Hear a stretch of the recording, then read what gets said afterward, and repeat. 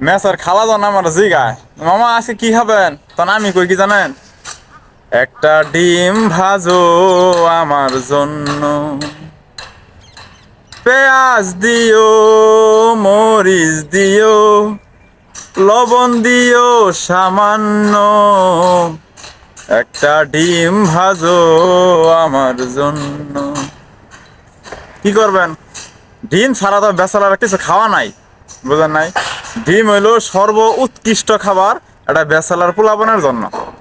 সারা জগতে মানুষ যে কটা ডিম খাইছে এর চেয়ে 70% ডিম মনে খাইলে আমার বেচালার বন্ধুরাই খাইছে। এই দুনিয়ায় যারা চাকরি বাকরি করছে সবাই কিন্তু এক সময় ব্যাচেলার আছিল। কেউ কিন্তু ঘর থেকে বাইরে কিন্তু চাকরিজীবী বউ নিয়ে চাকরি করে নাই, সবাই কিন্তু ব্যাচেলার আছিল। হিসাব করে দেখলাম যে 70% ডিম, যদি 2 কোটি ডিম যদি মানুষ মাসে খায় থাকে, এর মধ্যে দেখা গেলো যে 60 থেকে 90 লাখ ডিম